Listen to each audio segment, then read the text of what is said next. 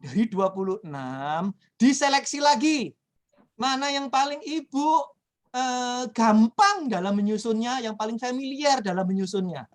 Dari 26 tadi. Diseleksi Siap. lagi. Ya toh? 25 kan? Berarti 25 itu kan tinggal ya 25 30 deh. 30 angka kreditnya ya dibagi 2,7 sama dengan 11 laporan. Dari 26 laporan, pilih 11 laporan saja yang Ibu paling bisa. Paling yakin jadinya bagus. Itu tipsnya. Itu nggak ada regulasi. Itu tips. Kalau tanya, Pak, regulasinya aja nggak ada. Sedikit-sedikit kok minta regulasi. Kebanyakan regulasi malah bingung nanti. Ya. Itu tipsnya, Bu. Jadi paling banyak Ibu setahun daripada bikin 26 laporan, mending bikin 11 laporan. Ingat, tapi sisanya 26 kurangi 11, 15 yang lain, ya tetap Ibu lakukan kegiatannya itu. Tapi nggak perlu sampai dibikin menjadi laporan kegiatan perencanaan. Ngerti nggak, Bu? Gitu. Dan Ibu nggak repot gitu loh. Karena percuma Ibu kerjain semua, ternyata yang dinilai cuma maksimal 150%, Bu. Dari 25. Siap. Ibu kan minimal 25 tuh. Iya. Sekarang kalau 150% kan 37,5 toh maksimal. Iya, eman-eman. Sayang kan, Bu. Gitu loh, Bu. Izin bertanya, Pak Iksan. Silakan Bu Magdalena. Bu Iksan, Bu Iksan. Sebentar, Bu Iksan. Bu Iksan. Bu siapa tadi itu, Bu Aceh? Aduh, astagfirullahaladzim, Bu. Bu yang barusan tadi itu dari mana? Persahabatan. Bu yang sebelumnya nanya tadi udah jelas ya, Bu? Jelas, Pak. Terima kasih. Oke, sekarang Bu Andi Fatma, ya. Bu Andi Fatma itu dari mana, Bu? RSCTMS itu? Rumah Sakit Umum Pusat Dr. Tajudin Halid Makassar, Pak. Oh, Makassar, ya. Baik. Ya, Mas Isan, monggo, Bu. Ya, silakan selanjutnya. Ibu tadi Ibu siapa, Bu? Magdalena. Bu Magdalena ya, Bu. Silakan. Terima kasih, Pak Iksan. Izin Prof. Kalau kita lihat, kalau yang tadi sesuai dengan penjelasan Prof bahwa sebenarnya poli-poli itu masuk ke dalam kinerjanya pelayanan. Nah, dari kinerja pelayanan itu kan sebenarnya masuk ke dalam rangkuman kinerja tahunan seperti itu kan ya, Prof. Nah, apakah boleh kalau Prof seingat saya tadi yang Prof jelaskan bahwa setiap bulannya itu boleh dibuat masing-masing poli seperti itu ya, Prof ya? Tidak dalam bentuk tahunan. Maaf, putus, Bu. Ulang. Putus tadi. Jadi tadi sebenarnya nyambung dengan pertanyaannya Bu Andi bahwa sebenarnya dari poli-poli yang mungkin ada 21 poli seperti itu masuk ke dalam kinerjanya pelayanan, di mana kinerja pelayanan itu sebenarnya juga masuk ke dalam laporan kinerja tahunan, nah seperti itu, Prof. Artinya setiap bulan dari poli-poli itu kita pilah-pilah, kita pecah-pecah sendiri lagi-lagi seperti itu ya, Prof ya? Bisa. Loh, kan sepanjang itu tusinya Ibu. Ibu sudah selesai pertanyaannya. Maaf. Iya, sudah, Prof. Oke. Sepanjang, saya ulangi lagi nih, buat teman-teman semua, sepanjang yang Ibu kerjakan sehari-hari di kantor, di rumah sakit, di puskesmas, di poliklinik, itu sesuai dengan tusi, ya, maka itu dapat menjadi target kinerja dalam SKP. Dan karena dia menjadi target kinerja dalam SKP, maka dalam lampiran SKP, Bapak Ibu wajib uraikan desain detail kegiatannya dengan menggunakan butir-butir angka kredit yang saya tampilkan di depan ini. Oke? Baik. Satu itu, ya, pahami. Yang kedua, saya yakin Ibu ini orang-orang yang kuat, Bapak Ibu orang-orang yang kuat, ya, kayak Bu siapa tadi yang dari Makassar tadi itu, Bu Andi Fatma, punya 26 item evaluasi. Ya, bedakan kegiatan yang dilakukan dengan laporan kegiatan perencanaan. Ya, kenapa? Karena ada batas minimal yang Bapak Ibu kumpulkan angka kreditnya. Untuk JFP muda 25. Bila Bu Andi tadi mengumpulkan atau mengkonversi semua kegiatannya sebanyak 26 tadi itu menjadi 26 laporan. Dari 26 kegiatan dilaporkan semua menjadi 26 laporan, maka angka kreditnya menjadi 2,7 kali 26. Tadi sudah kita hitung 43,4 sekian itu. Berarti berlebih kan? Berarti berlebih. Sayang waktunya, Bu Magda. Bu Magda atau Bu Lena ya? Lena, Prof. Bu Lena, ya. Sayang, Bu. Nah, oleh sebab itu tidak ada regulasinya memang ya. Ada yang nanya nih ke saya beberapa kali kemarin-kemarin, bukan dari kesehatan sih, dari kementerian lain. Pak, regulasinya ada nggak? Nggak ada, ini tips saja. Kan ini berdasarkan dialog kinerja. Ya toh? Jadi nanti dari 26 kegiatan evaluasinya Bu Andi Fatma, nanti Bu Magdalena bisa mencontoh seperti itu, ya. Ambil 11 saja yang masuk ke dalam kinerja utama di SKP. Tidak perlu 26-26-nya. Baik. Nah, itu nanti yang diwajibkan untuk kemudian dikonversi, diubah menjadi laporan, dilaporkan dalam laporan kegiatan perencanaan. Baik. Gitu, Bu Magda. Jadi kalau Bu Magda di poli-poli tadi misalnya ada beberapa sektor, tapi tergantung kasusnya. Bu Magda sekarang kegiatannya apa sekarang di rumah sakit? Tergantung kasusnya, Bu. Jadi nggak bisa bagi semua sama. Mungkin kasusnya Ibu bisa beda dengan kasusnya Bu Andi. Coba Ibu cerita. Ya, kebetulan saya perencana muda, Prof. Sebenarnya ada pertanyaan. Awalnya saya perencana evaluasi dan pelaporan kemarin. Nah, yang saya mau tanyakan juga, saya mengerjakan evapor, saya mengerjakan pelaporan juga, tapi kemarin saya pindah ke bagian evaluasi pelaporan, tapi bagian perencanaan program seperti itu, Prof. Jadi yang mana nih?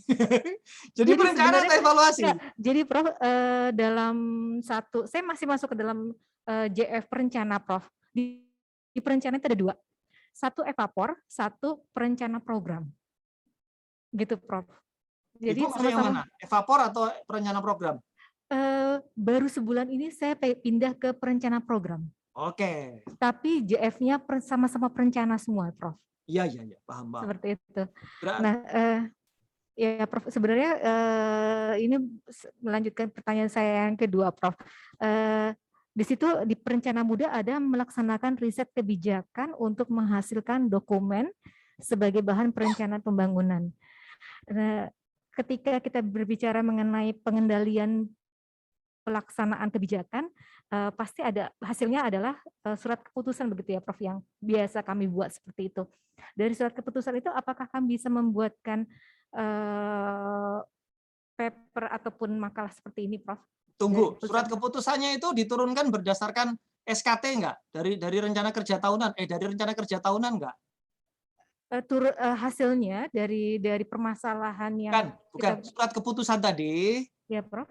Itu diturunkan atau didasarkan pada rencana kerja tahunan? Ya, betul. Ada ya di dalam benar ya?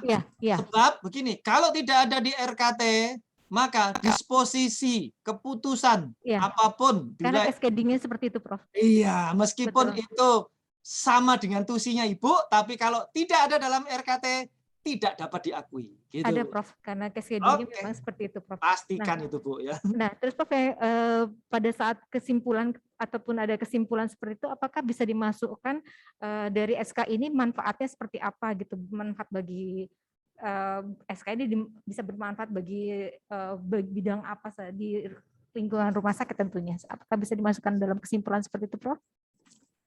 Kalau Ibu perencanaan program, ya toh, maka kelompok kegiatannya yang paling tepat adalah identifikasi atau perumusan atau legitimasi. Nah, itu, Bu. Ya.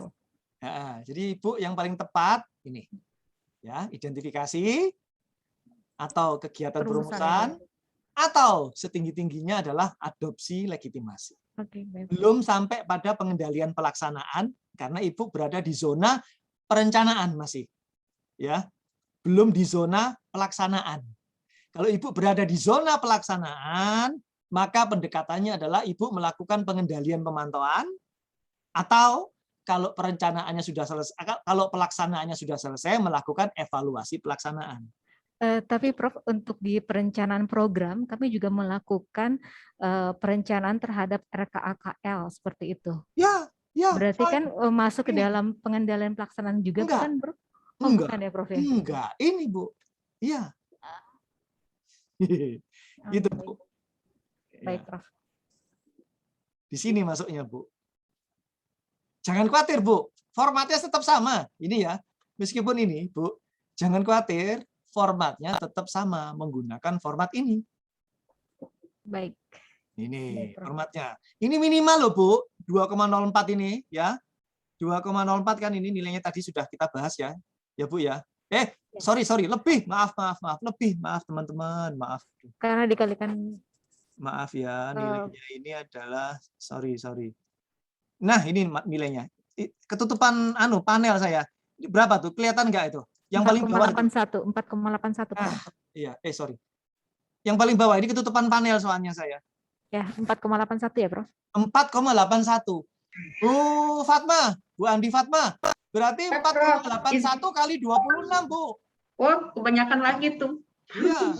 4,81 kali 26. Kali 26. 125, Bu Fatma. Udah langsung pensiun, Bu. Langsung pensiun. Langsung JP utama, Bu. Amin. Sudah sekarang golongannya memang udah 4A sih, Prof. Jadi Ya, kejar, Bu. JP Nadia, kejar. Iya, belum tugas yang lain tuh. Ya. Prof, ada satu lagi, izin Prof tanya satu Jelas lagi. Ya, maaf, yang ini sudah jelas ya, Bu? Oh iya, saya jelas, Prof. Sip. Ya. Prof, kebetulan memang untuk penilaian ini saya dapat jafungnya itu pertengahan tahun seperti itu, Prof. Tidak dari awal tahun seperti itu. Apakah menghitungkan 2021 atau 2020? 2021, Prof. Oke. Tapi tidak dari Januari maksud saya. Ya, dari Juni. Ya, seperti itu. Nah, berarti kegiatan yang saya bisa masukkan hanya mulai dari saya mendapatkan itu ya, Prof. Dari bulan Juni itu seperti itu, Prof? Ya, dari bulan Juni. Dari bulan Juni ya. Oke, baik. Ya, dari bulan Juni Ibu melaporkan sebagai CFP, tentu nilainya nanti bulannya mulai kapan, Bu? Juni atau Juli? Ibu TMT-nya sebagai CFP mulai kapan? Saya sebenarnya ada waktu itu per Desember sebenarnya kami sudah ada pelantikan perencana seperti itu, tetapi masuk ke dalam Januari atau Maret seperti itu baru turunnya SK JFP seperti itu, Prof, kalau tidak salah. Oh, nggak bisa, Bu. Tetap mulai Januari. Halo, Bu? Iya, Prof. Ibu muda atau Madia? Muda ya tadi ya? Saya muda. Tetap mulai Januari, Bu. Nah, nanti pekerjaan Ibu yang di bulan Januari diklaim sebagai laporan perencanaan. Enggak apa-apa, bisa. Oh, baik. Berarti dari awal tahun berarti ya, Prof? Ya? Sudah bisa, iya. Saya Baik. pikir baru turun SK-nya bulan Juni. Kalau SK-nya turun bulan Juni, berarti angka kreditnya Ibu 7/12 kali 25. Nah, baik, Prof. Gitu. 7 kali 12, 7/12, 7 itu 7 bulan kan? 7 bulan kali Ya. 12 tahun, dari 12 bulan. Kali 25. Nah, nanti dinegosiasikan dalam dialog jabatan, dalam dialog dengan pimpinan. Gitu. Ya, terima kasih, Prof. Ya, tapi kalau posisinya Ibu secara resmi TMT-nya itu Desember 2020, ya berarti Ibu boleh ya, menjadikan kegiatan mulai 1 Januari 2021 untuk dijadiin laporan. Ya, gitu. Ya, ini samalah, seluruh Indonesia sama, Bu, penyakitnya sama. Jadi SK-nya datang terlambat tapi pekerjaan duluan gitu. Nah, kita akhirnya terjadi adalah mengerjakan laporan itu nanti bakal berbondong-bondong nih bulan September, Oktober, November nih, Bu. Artinya kita seperti SKS nih nanti ya, sistem kebut semalam bikin sekian laporan. Tapi jangan takut, Bu, Ibu hanya 25, sementara ini angka kreditnya 4,8, ya toh. Berarti caranya adalah 25 atau 30 dibagi 4,8. Berarti Ibu cukup bikin 6 atau 7 laporan. Baik, Pak. Gitu, Bu. Siap. Ya. Nah, nanti di dalam SKP 2021 tolong nanti dilakukan revisi terhadap 6 kegiatan yang Ibu lakukan di 2021. Nah, direvisi. Ya, SKP bisa direvisi loh, Bu. Nah, jangan khawatir. Ya. Baik, Prof. Oke? Terima kasih, Prof. Terima kasih, Pak Iksan. Ya, siap. Izin ada pertanyaan melalui kolom chat dari Bu Eva. Bila dalam kasus yang sedang dibahas bisa dikerjakan oleh beberapa perencana muda. Oh, maksudnya bisa dikerjakan oleh perencana muda untuk satu output seperti itu ya, Bu, kalau saya tidak salah tangkap. Nah, ya. Apakah bisa diperoleh seluruh perencana yang mengerjakan tersebut seperti itu kira-kira? Artinya satu laporan dikerjakan oleh 3 orang. Gitu ya. Iya, seperti Ya, itu. tadi pagi kalau nggak salah sudah saya sampaikan, gitu. Ya. Permisi, baik. Oh, ini ada Pak atau Bu Eva? Oh, ya, mohon maaf. Saya Eva, Prof. Ibu. Iya. Oh, Ibu. Baik. Maksud saya berarti kan tadi ada 26 laporan, berarti bisa misalnya di sana ada perencana muda itu 2 atau 3 itu silahkan dibagi aja untuk misalnya untuk mendapatkan angka kreditnya, begitu kan? Enggak, tidak dibagi, Bu, tidak dibagi 3. Jadi 4,8 enggak dibagi 3. Bukan maksudnya kan ada 26 laporan di Ibu Andi Fatma tadi misalnya kan, Ya. sedangkan satu JFP muda cukup 11 atau berapa laporan tadi untuk memenuhi minimal Ya, itu kan ya. 25. Jadi bisa misalnya ada beberapa JFP bisa dibagi, kamu mengerjakan yang laporan. Iya. Begitu ya. Oke, itu yang baik. namanya pembagian secara horizontal. Oke, baik, Prof. Saya jelaskan tadi itu pembagian horizontal itu seperti itu. Ya, oke, Ada 26. Berarti laporan pertama sampai laporan 11 punyanya Bu Fatma. Laporan nomor 12 sampai laporan nomor 20 punyanya Bu Eva. Laporan nomor 25 sampai 26 punyanya Bu Magdalena, gitu. Begitu gas, Bu. Oke, baik, Prof. Terima kasih. Semakin mencerahkan. Ya, tinggal dilaksanakan. Dari Pak Andra menanyakan ya, Pak.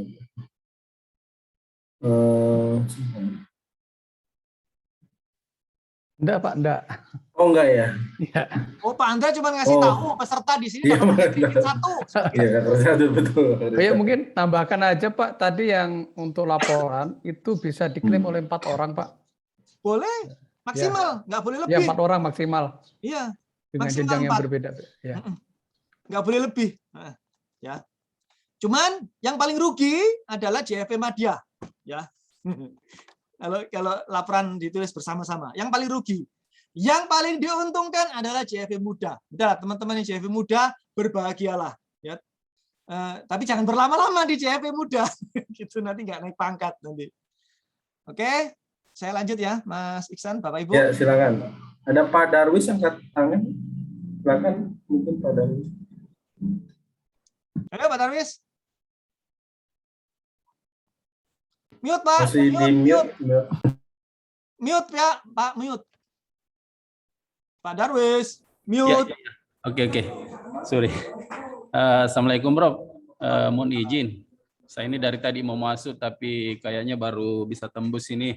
Jadi saya dari tadi pagi mau mengikuti, kayaknya tidak bisa masuk, tapi ikuti pembicaraan yang terakhir ini. Saya coba, ada pertanyaan yang sudah lama, ini kan sudah beberapa jabatan fungsional sudah dilakukan pelatihan terakhir ini perencana. Saya mau tanya begini, Bro. Sesuai dengan uraian kegiatan dan akan menjadi laporan, contoh di tempat saya di bagian perencanaan Rumah Sakit Wahidin ini, saya pada saat penyetaraan itu sudah golongan 4, tetapi saya porsinya untuk jabatan fungsional itu di muda. Karena disetarakan dengan eselon 4 kemarin, saya masih di posisi muda. Nah, dari golongan saya 4A, terus saya dari muda ke nanti Madya, itu kurang lebih membutuhkan 100 lebih angka kredit. Ada saya dengar dari pengelola SDM kami bahwa porsi jabatan yang ada sekarang, yang tugas tambahan ini, pimpinan saya itu kan sudah diposisikan sebagai madya, sedangkan saya muda. Nah, saya tidak boleh melampaui katanya jabatan fungsional daripada pimpinan saya. Sehingga dengan begitu saya berpikir, buat apa saya mengumpulkan angka kredit, bekerja, membuat laporan, melaksanakan kegiatan, kalau ujung-ujungnya itu tidak berimplikasi atau tidak berdampak kepada karir saya. Alasannya karena ABK-nya menyatakan itu disetarakan dengan tugas tambahan daripada atasan. Kalau koordinator itu cuma satu madya, tidak boleh ada dua madya. Saya paham kalau diumpamakan bahwa itu pada porsi eselonisasi, tidak mungkin dua eselon dalam satu jabatan. Maksud saya tidak boleh ada dua pimpinan di situ dalam satu jabatan. Nah, sekarang kan posisinya jabatan fungsional. Nah, ini saya jadi mikir ini, saya harus kan berdarah-berdarah ini. Ujung-ujungnya kalau itu tidak akui, saya tidak bisa naik jabatan pada waktu yang ditentukan. Jadi bingung, gimana itu, Prof? Ya. Oke, jelas ya Pak Darwis. Jawabannya ya, Mas Ihsan, saya langsung jawab ya. Yang pertama, saya belum pernah mendengar dalam mekanisme jabatan fungsional ya ada kendala, ada pembatasan bagi seorang JFP untuk tidak bisa naik pangkat dan naik jabatan. Tidak ada. Karena itu model lama kalau seperti itu. Iya. Model lama, Pak. Kalau model yang Permenpan 8 itu tidak seperti itu. Jadi tetap bisa Bapak terus bisa naik pangkat, ya. Naik pangkat dan naik jabatan fungsional ya, fungsional ya. Ini ya fungsional, struktural ya, gitu. Oke, jadi mohon nanti nggak tahu saya dari Biro Kepegawaian Kemenkes ini harus diarahkan kembali ini supaya tidak ada interpretasi seperti Bapak sampaikan tadi ya. Pertama itu Pak. Kemudian yang kedua ya toh, andaikan pun itu tetap ada pembatasan, berarti itu kan internal Pak ya, internal ya, bukan peraturan Permenpan, bukan Bappenas ya, internal Kemenkes ya. Andaikan pun itu diberlakukan, Bapak nggak bisa naik pangkat, Bapak tetap harus melakukan pemeliharaan angka kredit tahunan minimal ya. Pak Darwis CV apa? Muda pertama, madya? Muda, berarti saat Pak ini muda Darwis, penyetaraan. Baik, berarti Pak Darwis 25 Pak. Tetap harus mengumpulkan angka kredit minimal 25 setiap tahun. Iya, sudah itu aja. Nanti Pak Darwis kerjaan tambahan jangan diisi, ya toh, karena ngapain diisi? Isi aja yang pekerjaan minimal 25. Anggap angka kredit 25 itu adalah angka kredit yang Bapak lunasi akibat Bapak berhutang atau dibayar oleh negara menerima gaji pokok dan tunjangan. Udah, itu aja Pak. Jadi ibaratnya kita memelihara gaji kita aja. Gitu. Ya kayak saya ini sekarang Mbak, sudah mentok. Ya toh nggak bisa naik pangkat, nggak bisa naik jabatan, nggak ada JFV super utama, nggak ada pangkat 5A. Nggak bisa Pak, saya mentok. Padahal umur saya baru 49 sekarang. Mentok saya. Ya akhirnya saya tahun melakukan pemeliharaan, Pak. Karena apa? Karena saya digaji. Ya digaji ya sebagai ganti saya ke pemerintah, ke negara, yaitu saya mengumpulkan angka kredit 25 itu, sama seperti Bapak. Gitu, Pak. Iya. Nyambung sedikit, Prof. Jadi saya terima kasih sekali. Ini mungkin nanti bisa dikoordinasikan ini ke Biro Kepegawaian Kemenkes sampai kepada satuan kerja. Karena saya terus terang ini agak tidak nyaman lah kalau dengan posisi seperti itu, karena itu diberlakukan dan itu sudah ada yang terjadi sebenarnya. Apalagi saya bilang atasan saya itu lebih muda daripada saya. Jadi kalau sepanjang-panjang beliau tidak naik ke level di atas, saya juga tidak bisa ngapa-ngapain. Nah, sama dengan anggota saya, staf saya, Pak. Dia sekarang adalah JFT pertama. Jadi kalau posisinya seperti itu, dia tidak akan bisa juga melampaui saya kalau diibaratkan seperti itu. Saya bingung itu di situnya, Bro. Mungkin nanti dikoordinasikan aja nih, Bro. Saya karena semoga saja ini bisa mendapatkan pencerahan karena teman-teman pemahamannya di satker kami begitu. Jadi agak susah nih. Saya tidak tahu siapa nanti yang akan mengarahkan ke sana itu. Bahwa berdasarkan Permenpan tidak seperti itu. bahwa kita semua berhak untuk naik jabatan dan naik pangkat berdasarkan syarat dan ketentuan yang ada, gitu Pak.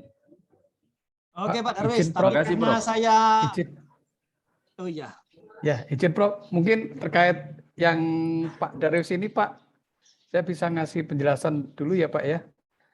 iya Mas. Ya, jadi begini Pak Darwis, di dalam hierarki jabatan fungsional itu tidak tergantung siapa atasan kita Pak. Jadi Bapak muda, terus Bapak sekarang umpamanya subkoordinator, Bapak muda, lalu koordinator Bapak Madya ya, hasil penyetaraan iya. dari eselon 3, eselon 4 ya Pak ya. Ya. Nah itu tidak tergantung itu Pak, Bapak untuk naik jabatan itu. Bapak naik jabatan tidaknya itu tergantung peta yang ada di satuan kerja Bapak. Nah contohnya begini, kalau di satuan kerja Bapak itu ada formasi Madya, umpamanya 1 ya Pak, 2 ya Pak ya, 2. Nah, kebetulan sudah terisi 1 melalui penyetaraan dari golongan eselon 3 kemarin itu.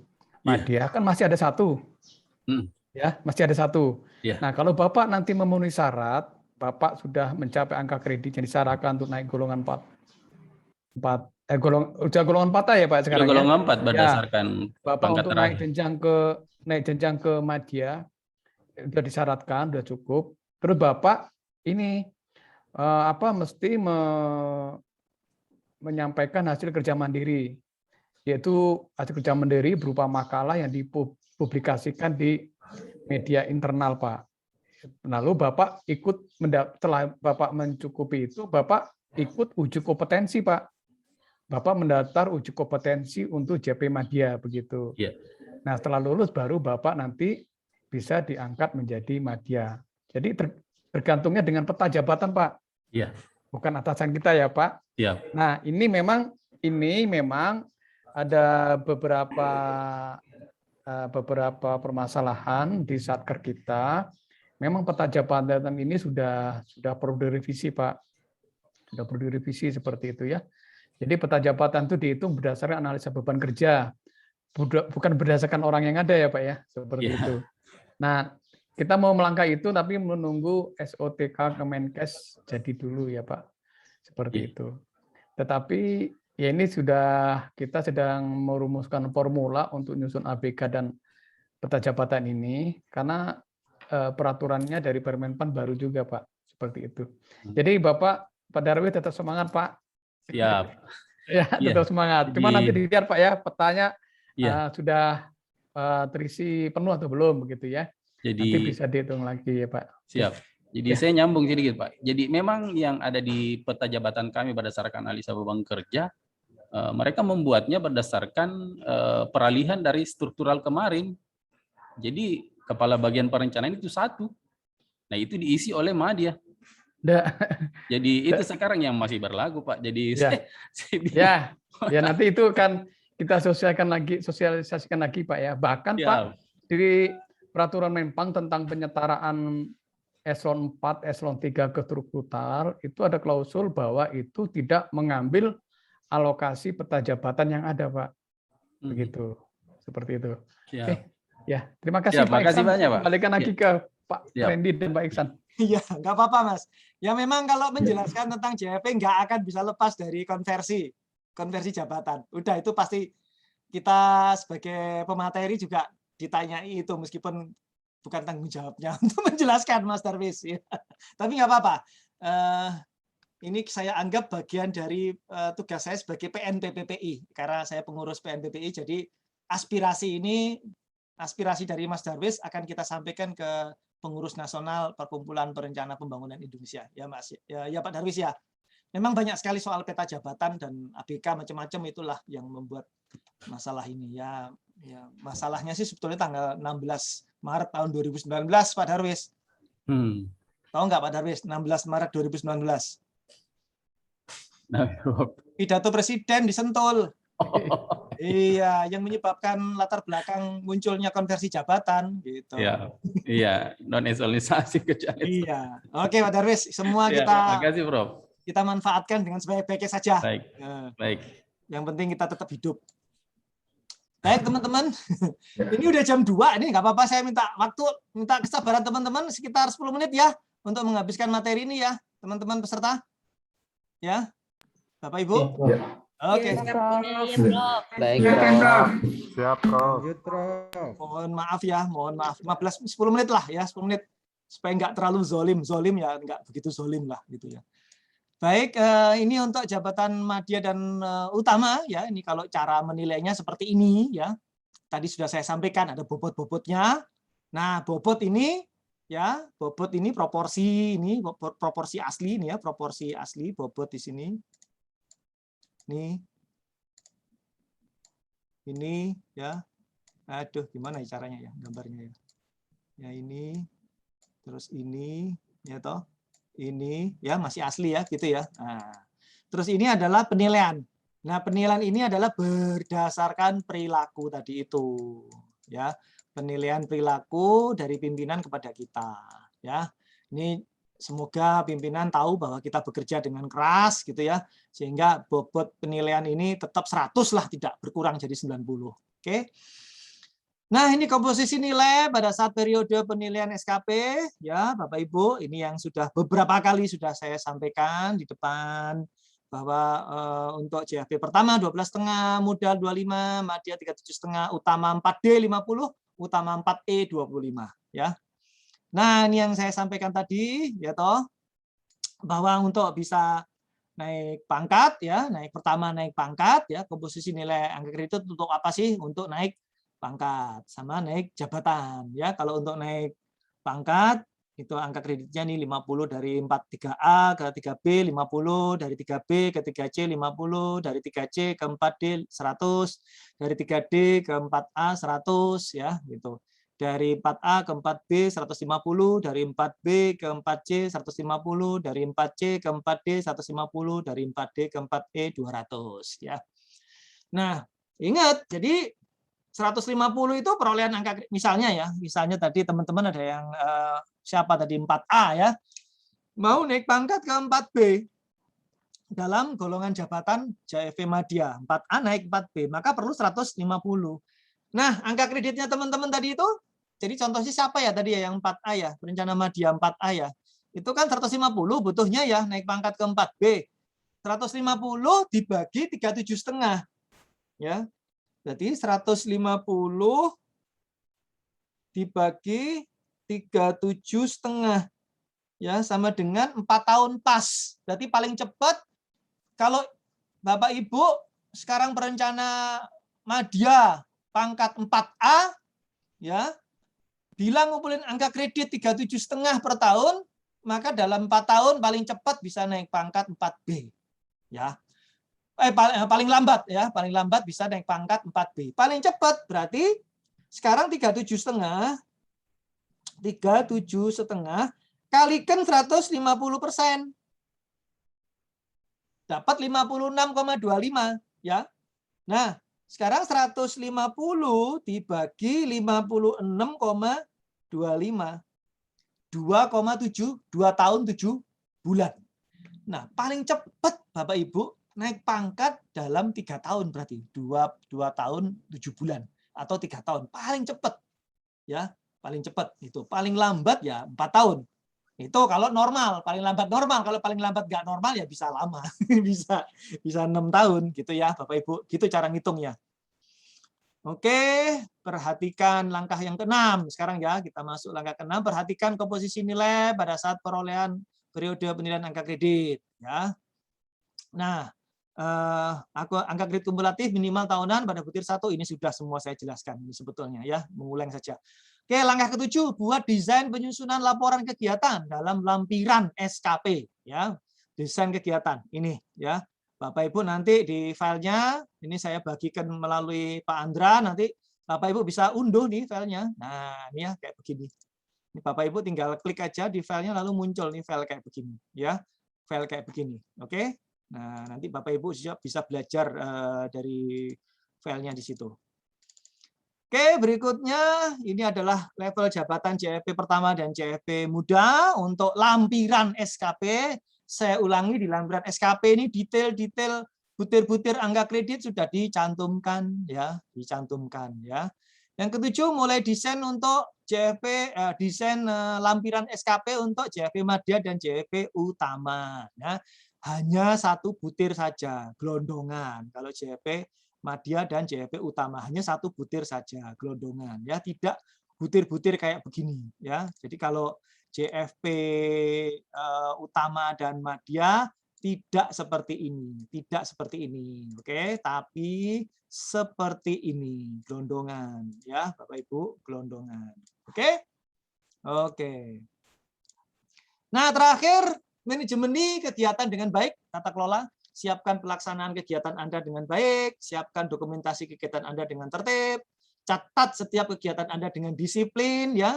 Diskusikan dengan rekan sejawat atau pimpinan, ini yang kita sebut sebagai dialog kinerja tadi itu ya, mengenai apa yang harus Anda lakukan di dalam SKP gitu ya, dalam SKP individu. Baik Bapak Ibu, nggak sampai 10 menit rupanya. Terima kasih. Ini silahkan ada materi audio nanti ya, diklik aja di sini. Diklik di sini untuk tadi yang materi tadi pagi itu, ini ada di sini. Terima kasih atas perhatiannya Bapak Ibu. Ini mohon maaf ini sudah lebih 10 menit ya. Saya kembalikan ke moderator dan kepada Pak Andra. Ya, baik. Kalau ada yang mau bertanya lagi Oh, terakhir, masih ada silakan kalau ada yang mau bertanya. Bu Diah ya? Iya. Bu, silakan Bu. Izin Prof, soalnya saya tadi nunggu penjelasan di Madya dulu dan ternyata memang penjelasannya belum pertanyaan saya belum dijelaskan di situ. Gini Prof, untuk yang kegiatan yang misalnya taruhlah yang Renstra tadi dikerjakan oleh ada beberapa CFT di situ. Baik pertama Muda maupun Madyanya adalah bagian dari untuk perumusan kebijakan. Nah, ini dalam hal untuk kita membuat laporannya Prof, itu kan ada beberapa bagian yang outline-nya tadi yang sebenarnya sudah dikerjakan oleh pertama maupun Muda. Nah, secara etika kita waktu membuat laporan, apakah kita bisa menggunakan laporan yang sudah dibuat oleh Muda pertama dengan level misalnya analisis masalah, kemudian metodologi, itu kan pada prinsipnya sama Prof, karena output-nya adalah kebijakan misalnya Renstra.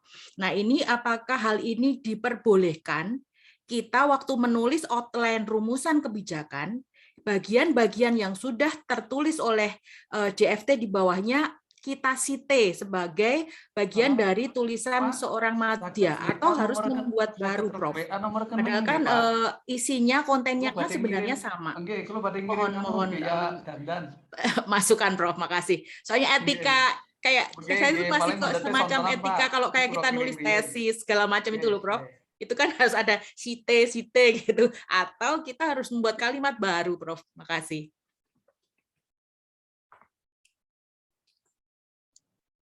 Ya Bu Dia nomor satu boleh Bu, Ibu melakukan citation boleh, laporan-laporan terdahulu bahkan laporan CFP yang lain boleh citation ya Bu. Memang itu wajib nanti di program kelas AA4 ya. Minggu depan atau besok ya, minggu depan atau besok A4 itu akan saya jelaskan mengenai citation ini Bu, mengenai citation dan referensi dan tata cara melakukan referensi, melakukan citation atau quotation ya Bu ya. Pasti itu Bu Dia. Nah, itu yang pertanyaan kedua yang tadi ya jawabannya itu ya. Yang pertama adalah tadi yang maksud Ibu itu kalau ditulis bersama begitu atau gimana ya? Gini Prof, misalnya karena kan outputnya Madya itu kan sudah output satu. Gelondongan namanya, paket ya. Gelondongan. Sementara waktu kita mau membuat laporan dari gelondongan itu kan ada outline-nya Prof. Ada mulai dari pendahuluan, metodologi, identifikasi masalah.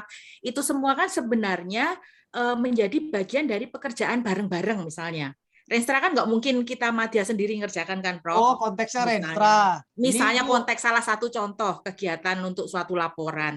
Ataupun laporan kegiatan yang saya lihat tadi, misalnya Madya nih, dari sekian Muda ini misalnya, untuk perencanaan pembangunan. Dari 1 sampai 10, itu yang kebagian 10 adalah Madya itu hanya bagian 10 ini, Prof, untuk menyusun rekomendasi tok dari kegiatan judulnya sama.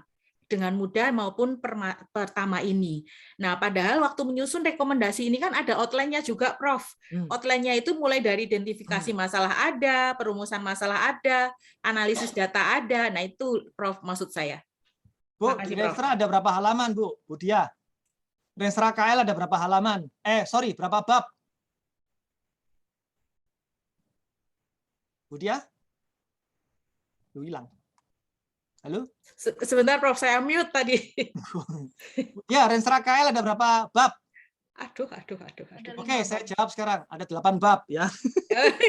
Iya, Ibu tidak boleh, siapapun tidak boleh mengumpulkan Renstra Kementerian Kesehatan sebagai produk individu CFP. Tidak boleh. Ya. Nah, yang boleh adalah konsep draft Renstra, tapi itu pun per bab. Jadi kalau ada 8 bab, maka ada 8 laporan. Namanya laporan kegiatan penyusunan draft Renstra bab 1. Gitu. Ya toh? Laporan penyusunan kegiatan draft Renstra bab 2. Jadi ada 8 laporan, Bu. Bu Dia. Yeah. Itu ya, Bu. Jelas ya teman-teman semua, ini berlaku buat semua loh. Jadi banyak loh teman-teman JP. Renstra KL, Renstra Kementerian Pendidikan dan Kebudayaan yang tebalnya 10.000 halaman dikumpulin, diklaim sebagai produk 4 orang. Nih, tidak boleh. Ya, yang boleh adalah draft Renstra itu pun per bab, karena nggak masuk akal membuat satu laporan sendiri draft itu pasti hasil pekerjaan bersama-sama. Ya, mulai dari penyiapan datanya macam-macam itu nggak mungkin hanya pekerjaan 4 orang, karena kan harus dikembalikan ke unit kerja eselon 2, eselon 1, dibahas di sana berkali-kali gitu kan, Bu. Jadi nggak mungkin hasil pekerjaan 4 orang gitu. Yang hasil pekerjaan 4 orang adalah nyusun draft bab 1. Kenapa bab 1 ditulis seperti ini? Itu adalah produk dari rekomendasi, Bu. Ya, di bab 4 ada kesimpulan, ada rekomendasi, maka dengan demikian kami merekomendasikan draft bab 1 adalah sebagaimana terlampir dalam laporan kegiatan perencanaan penyusunan draft bab 1 kami. Gitu, Bu. Nanti nulisnya Bu Dia. Ya, Bu Dia, ini teman-teman semua penting ya. RKP, RPJM ya, itu nggak bisa diklaim sebagai produk 1 orang. Ya, dokumen-dokumen yang sudah jadi itu penting banget. Termasuk Renstra, Ninja KL gitu. Tapi sequencing-nya yang kita lakukan kegiatannya dan kita laporkan sebagai laporan kegiatan perencanaan. Gitu, Bu Dia.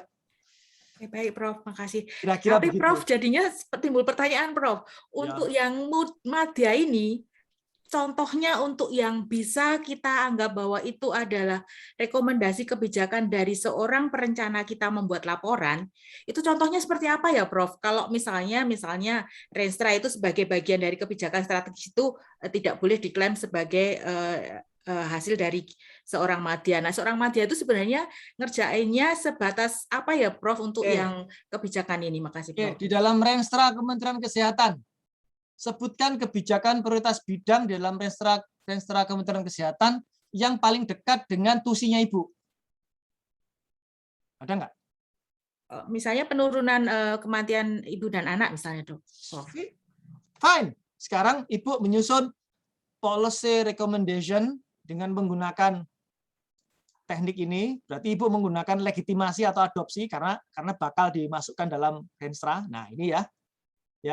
Ini terlihat ya, adopsi legitimasi, bentuknya adalah policy paper. Ya. Judul policy papernya adalah prediksi pencapaian target apa tadi, Bu? Stunting apa? Apa, Bu? Penurunan angka kematian ibu. Ya, Ibu bikin berarti judulnya adalah laporan kegiatan memprediksi penurunan angka kematian ibu. Gitu, Bu. Nah, di dalam rekomendasi papernya Ibu, policy papernya Ibu ditulis agar dapat dimasukkan ke dalam Renstra Kementerian Kesehatan sebagai prioritas bidang. Gitu, Bu. Jadi Ibu bukan bikin Renstranya, tapi Ibu bikin sekuen isi dari Renstra Kementerian Kesehatan. Gitu, Bu. Dengan demikian, Renstra Kementerian Kesehatan bisa ada sekitar 100 laporan yang bisa disusun kalau diprodeli seperti itu. Gitu loh, Bu.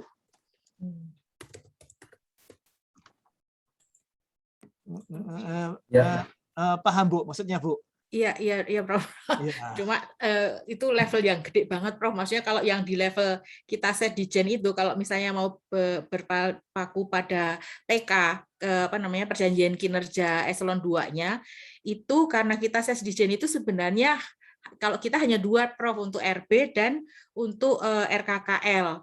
Nah, itu sebagai madya di situ, itu kita apakah bisa ke arah itu tadi yang polisi tentang penurunan AKI, atau kita berpatokan pada PK yang sudah spesifik? Kalau saya dijenkan memang bukan ke arah program PK aja, sesuai PK aja, Bu. Ibu kan Ibu tadi katanya untuk melakukan review RKKL. Sesdijen kan?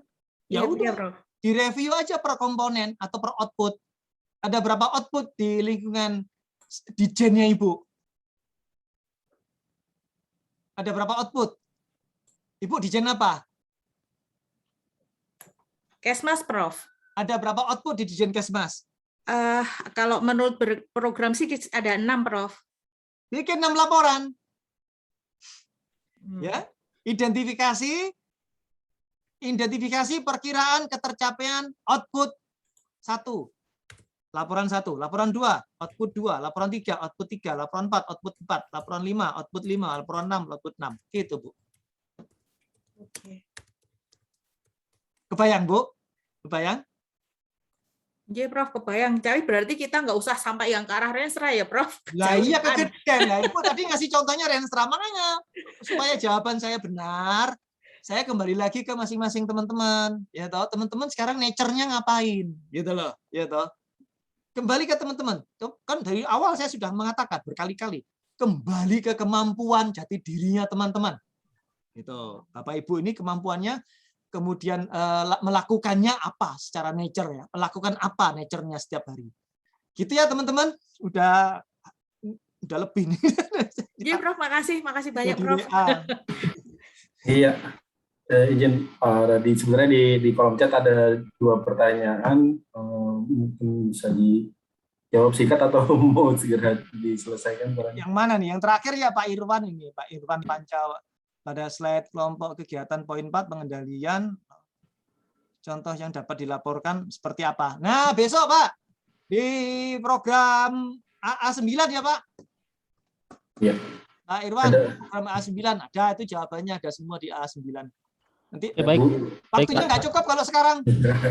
Baik Pak. Kasih. Satu lagi mungkin ada pertanyaan dari Bu Delina Utami, laporan evaluasi yang rutin setiap bulan, apakah di akhir tahun jadi 12 atau hanya 1 laporan? 12 bisa. Sudah saya jawab itu Mas Japri. Ya, baik. Untuk naik golongan 3C, Dupak harus ada makalah? Tidak ada HKM ya, hak hasil kerja minimal. Ya, baik. Baik Bapak dan Ibu sekalian, untuk sesi tadi dari jam 10 ya kalau tidak, jam 8, mulai jam 8. Ya, dari jam 8 kemudian sampai sekarang jam 2:22 di laptop saya. Menurut saya ini sangat-sangat mencerahkan Pak Randi. Saya sendiri di Bappenas belum pernah ikut yang pelatihan sampai sedetail ini seperti itu. Jadi Bapak dan Ibu sekalian, kalau ada pertanyaan nanti tolong disimpan, dibuka nanti diajukan di sesi-sesi selanjutnya. Sedikit dari saya tadi terkait dengan formasi jabatan, mungkin bisa saya sampaikan sedikit informasi. Sebenarnya ini nanti ada kaitannya dengan program manajemen talenta yang dilaksanakan oleh Menpan seperti itu ya. Nah, nanti ke depan mungkin kita akan seperti negara-negara lain seperti Jepang. Misalkan kita direkrut di Kementerian Kesehatan di pusat, belum tentu nanti kita pensiun juga di pusat seperti itu kira-kira. Karena yang utama adalah perhitungan tadi formasi jabatan dan kebutuhan. Tadi sudah disampaikan oleh Pak Andra seperti itu. Cukup sekian Bapak dan Ibu sekalian untuk sesi kali ini. Terima kasih atas perhatian Bapak dan Ibu sekalian dan juga pertanyaan-pertanyaan yang sangat menarik dan juga diskusi yang sangat dinamis. Saya selaku moderator mengucapkan terima kasih, izin mengundurkan diri. Kami kembalikan kepada Pak Andra. Assalamualaikum warahmatullahi wabarakatuh. Terima kasih Waalaikumsalam. Profesor Randy dan Pak Iksan, Pak Randy yang sudah mengisi sesi kita 2 sesi dari pagi sampai siang ini, dan Pak Iksan sudah mendampingi kita sebagai moderator pada sesi yang kedua ini. Bapak Ibu, demikian untuk hari pertama sudah kita bisa lalui, dan kita akan berjumpa lagi besok pukul 8.30 dengan sesi A3 dan A4. Kami mohon partisipasi Bapak Ibu kembali untuk bisa hadir dalam bimbingan teknis ini.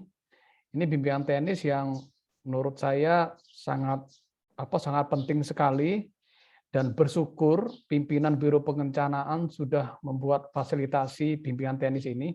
Seperti yang Pak Iksan katakan tadi, Pak Iksan belum pernah mengikuti yang BIMTEK seperti ini. Nah, jadi mari kita manfaatkan sebaik-baiknya apa yang sudah difasilitasi pimpinan Biro Perencanaan dan pimpinan Kemenkes di dalam kita mengembangkan diri sebagai pemangku jabatan fungsional perencanaan.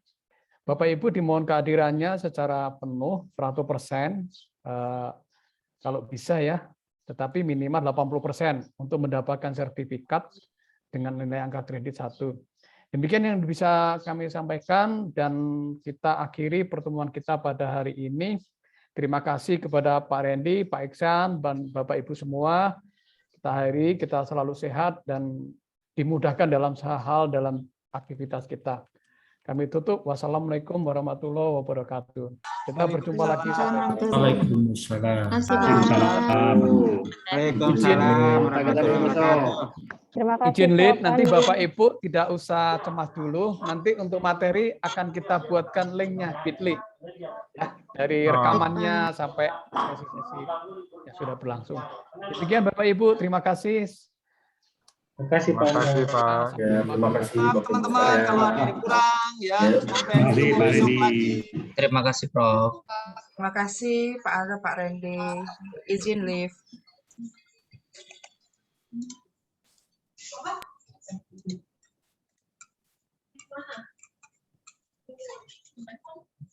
Mas Andra, izin live ya, Mas.